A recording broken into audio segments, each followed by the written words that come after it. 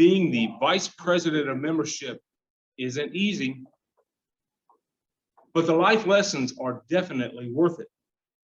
Sundy has served for 6 months as our VPM. I'll bet it seems like a whole lot longer. Tonight, she is presenting her speech about leading your volunteer organization. And she will be completing her level 5 in presentation mastery. Excellent. Help me welcome Sunday as she gives her speech, Reluctant Leaders.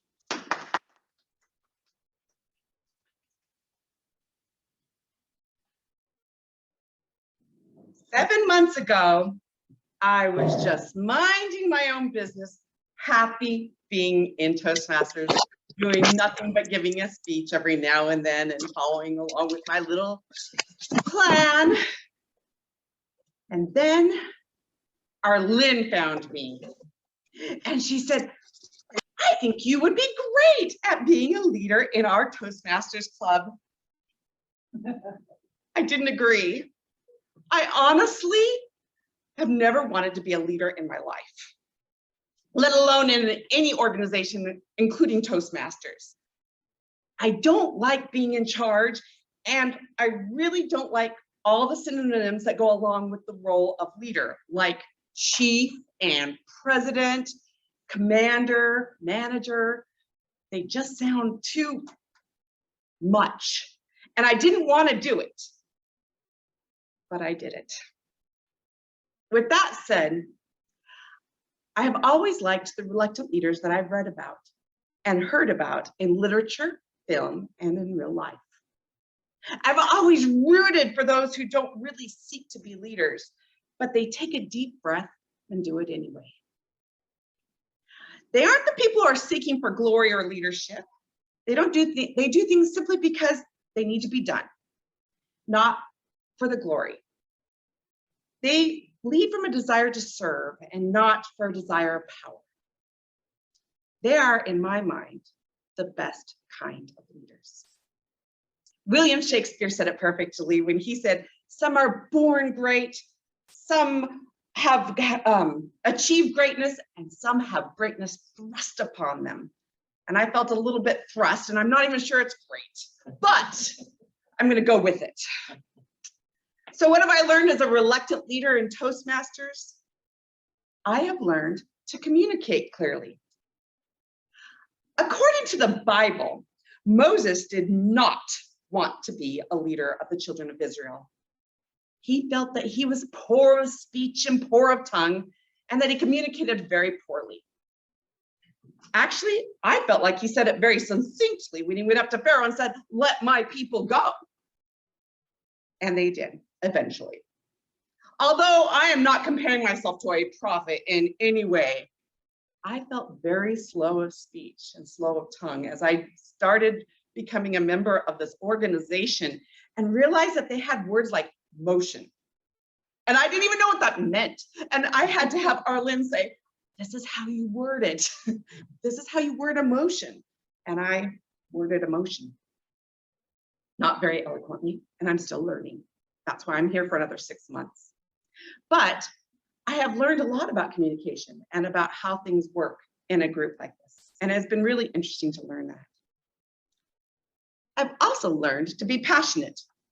Okay, arguably, I have always been a passionate person, but I learned to be passionate about certain projects and activities that I have helped to organize over the past 6 months.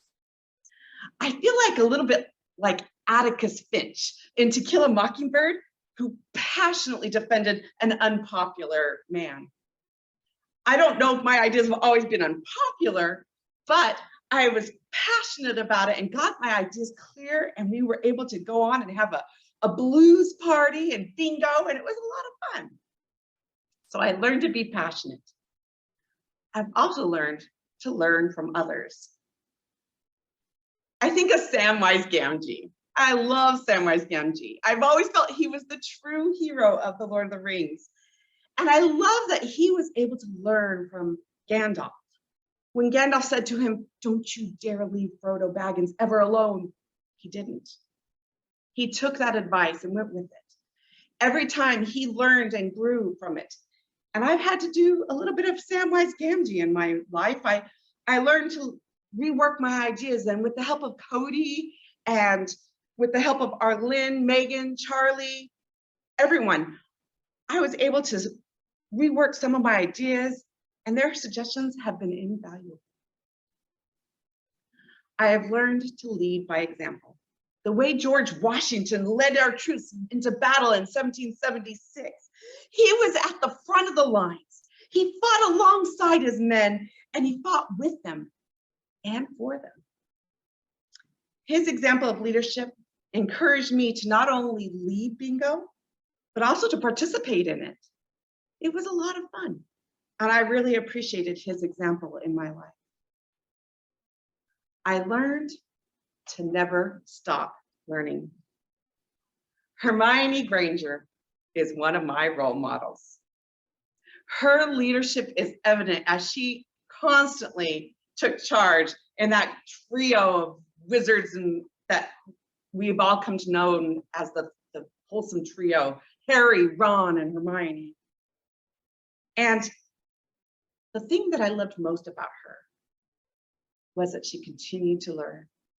She always went back to the library. She always went and asked someone smarter than her, McGonagall or Dumbledore. She was constantly learning. I love that, and I am passionate about learning. That's part of the reason I love Toastmasters so much. Pathways is an invaluable way to learn and grow.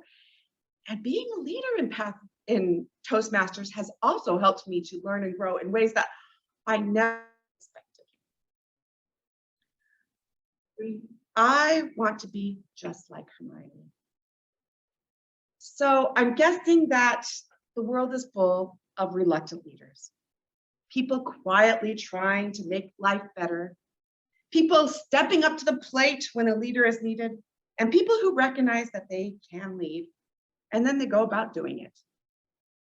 I hope I can be a leader like Moses, Atticus Finch, Samwise Gamgee, George Washington, and Hermione.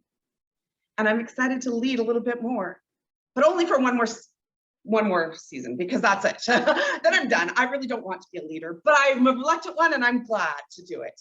And I encourage anyone else who wants to become a leader and learn and grow to do so too. Thank you.